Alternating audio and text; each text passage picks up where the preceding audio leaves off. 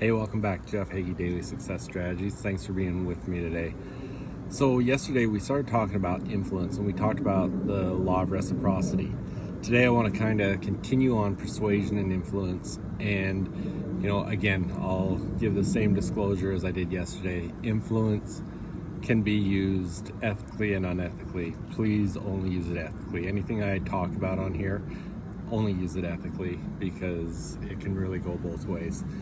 But today I want to talk about the contrast principle, and pulling from Robert Cialdini's book on influence, he's got a section in there called Weapons of Influence. And in the contrast principle, what it talks about is that we see things differently when two things are presented one after another. For example, if you lift a light object and then lift a heavy object, the heavy object, you'll judge it to be heavier than it actually is than if you lifted the heavy object than the light object. And so how does that play into things? Because one of the things about the contrast principle is not only does it work, it can be fairly undetectable. And so I'm gonna share a story with you on how this works in retail, and I'll share an intimate story with you because I will be the subject matter. So a few years ago, I was up in Calgary, Alberta, at Rosen, and I can even tell you, I would love it if he's ever listening. Please contact me if you are. The salesman's name was Les. Anyways, I went into Rosen to buy a suit and some dress shoes. All right, so if you're Les, if you're gonna sell to me, what would make more sense? Would you present me first with the most expensive item or the least expensive item to make the most money as the salesperson? Now, logic might tell you that you want to present the least expensive item first and then the most expensive. But what clothing stores will instruct their salespeople to do is to present the most expensive item first. And the reason for that is selling the suit first, because when it comes time for me to look at the shoes, after the most expensive one, the shoes are a lot less expensive in comparison.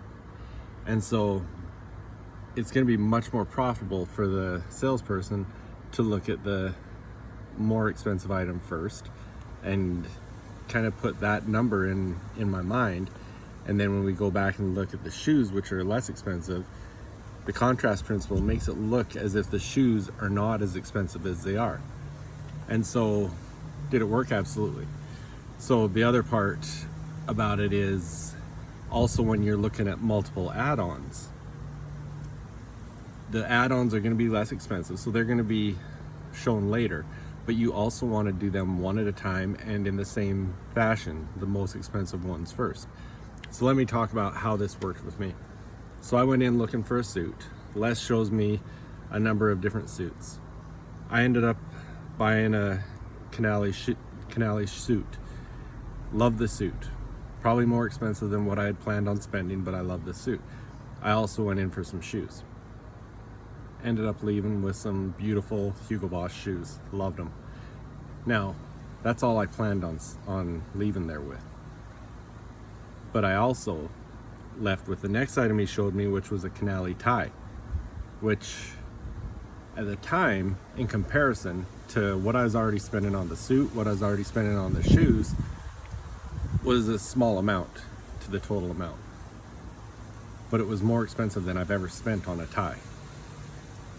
But Les did a great job. I also left with a pair of Burberry cufflinks, which if I had walked in looking for cufflinks, I would have never spent that much on cufflinks. So just looking at the contrast principle, start with a higher priced item when you're in sales. And again, be ethical, but start with the higher priced item, because then when you go to the next item and it's a lower price, in all comparison, it doesn't seem nearly as expensive. And then with the add-ons, keeps adding them on as they go lower and lower. Because really, when I compare what I paid for this suit to what I paid for the cufflinks were a minor part of it. But as I said, realistically, if I would have walked in just looking for cufflinks, I would have never spent that much money on cufflinks. And similarly with the tie, if if I had just walked in looking for just the tie, I spent too much on that tie. I wouldn't have spent that much on the tie. But in comparison with the contrast principle, as we worked our way down, it was like, well, I'm already spending this much. This is just a beautiful tie. These are great cufflinks. And so yeah, that's how it works. But there's a lot of power in putting these things together and knowing how these things work. And, you know, just like I talked about yesterday, in recognizing when people are using them on you or against you.